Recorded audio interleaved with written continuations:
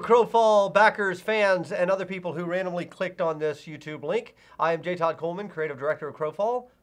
And I'm Billy Garretsen, UX Design Lead for Crowfall. All right, I got some energy there. And we're here to ask some questions and maybe get some answers? Yeah, a little bit. I think a little bit. And this is our Q&A for December 2017, the last month of 2017. That means, you know what that means, right?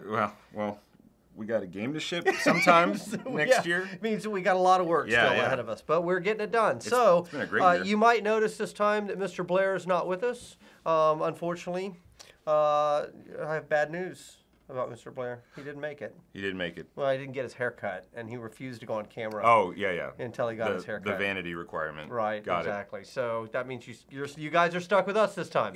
He was too busy truncating those stats. We're going to talk about stats. That's true. All right. Well, in fact, why don't we start there? So, question, what's going on with the user interface? It's not actually a question from you guys. That's one I just made up. But so, Billy, what's going on with the user interface? That's a great question. Everything always is happening with the user interface. But lately, what we've done with the user interface, for anyone who's played the game recently, is we have made a big update where we've merged our what used to be separate character, stats, equipment management, and inventory panels into one. And it's docked to the right side of the screen. And if you've played games like Path of Exile, Diablo, it's very similar to that particular design.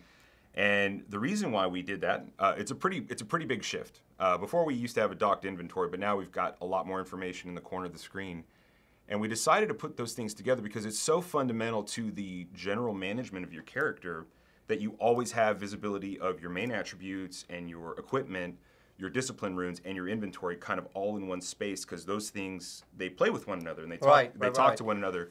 And so by making them separate, I don't think we were effectively conveying the game loop, the character. We weren't. They weren't driving you. So I really, to me, RPG's character sheet is like one of the most fundamental pieces of an RPG, right? You're looking at your character sheet and being like, oh, look, I have an 18 strength or whatever. That's kind of harkens all the way back to the earliest D&D sessions, right? Right. Those are drivers for you, because putting them in your face constantly reminds you that those are aspirational goals, things that you want to try and go and affect, you want to increase or whatever. So the character sheet to me was really, really vital, and because it's such a core piece of the RPG, and we've actually never had one in Crowfall. I'd say in a lot of ways, in the past we have had criticism for being too much like a MOBA or like a game that didn't have a lot of variance to customization of character. Not cosmetic customization, but this whole game time system customization. We have been making an RPG, right? And now that we're bringing the numbers back and we're making those numbers kind of matter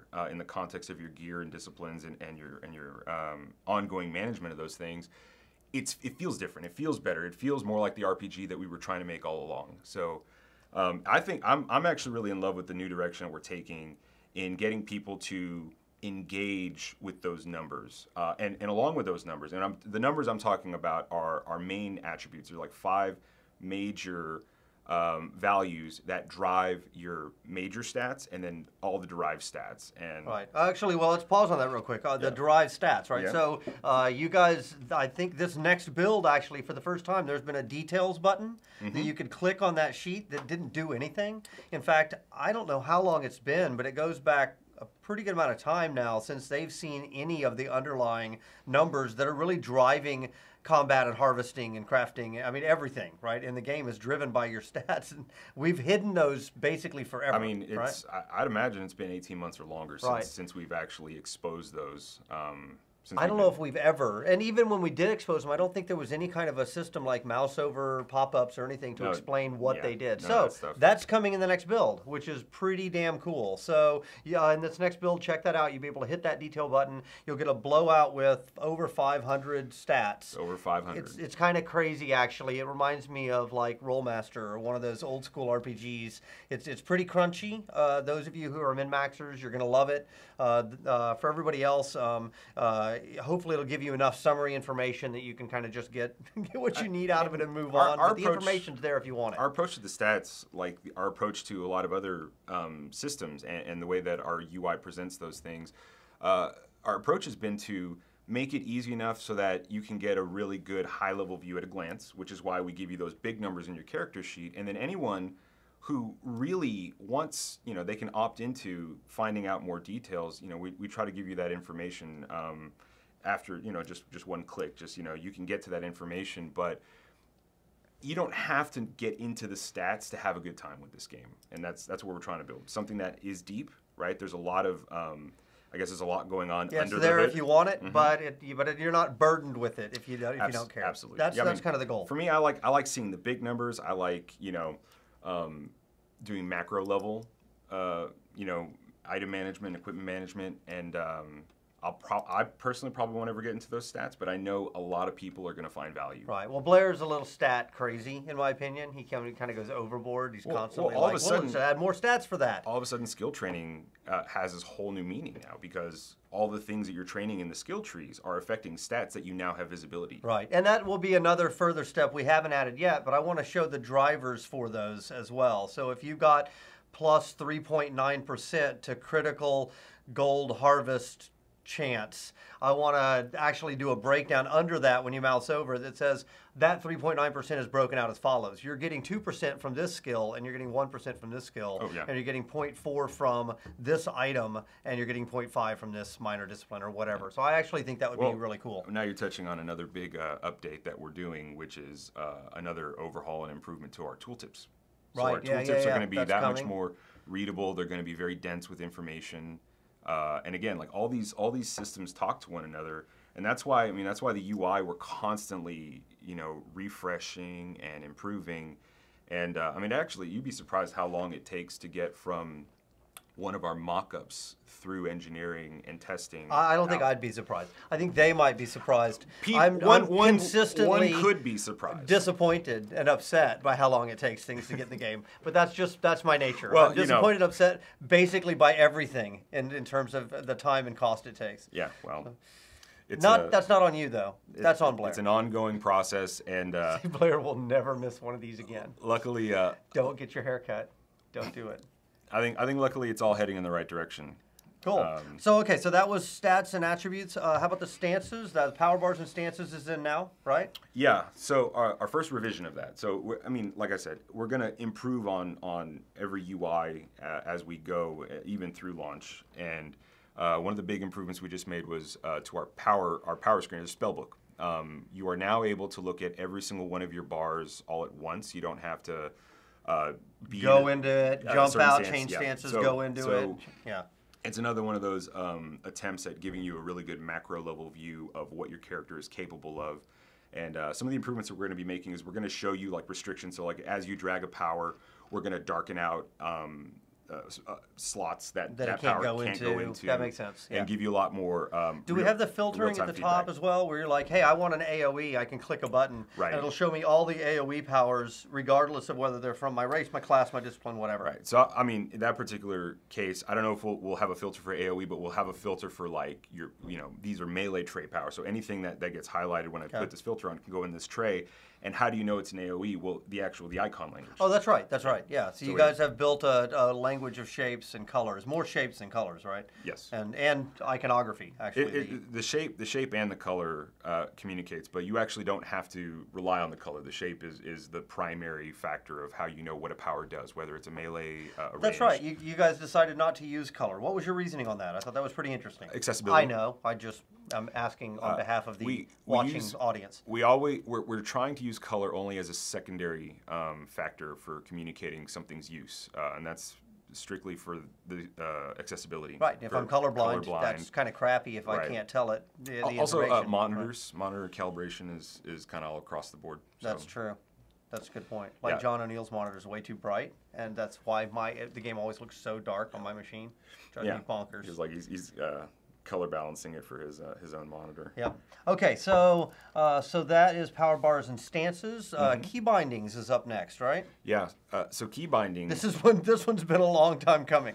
Yeah. We've been teasing customization to our input for over 2 years now. I mean, we've shown off people changing their mappings, people mapping stuff to gamepads, custom controllers, all that stuff.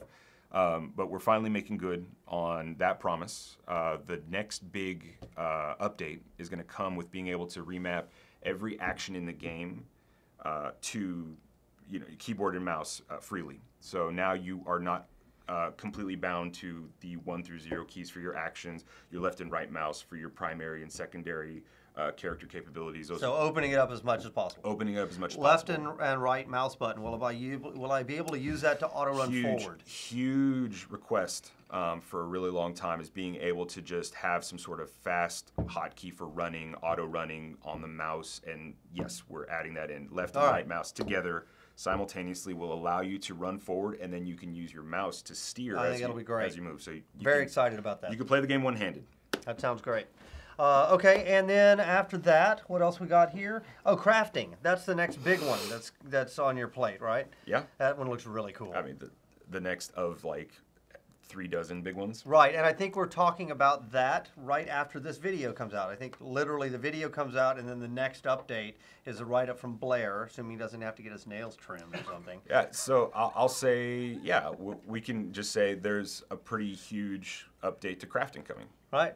Right. You guys are going to love that one. Well, some of you will hate it because some of you hate everything, but many of you will love it, and I love it, and that's what's cool. And we got other stuff too. I saw you were working on the map some today, right? Yeah. So seriously, now, so as Blair put it earlier, the game is coming out.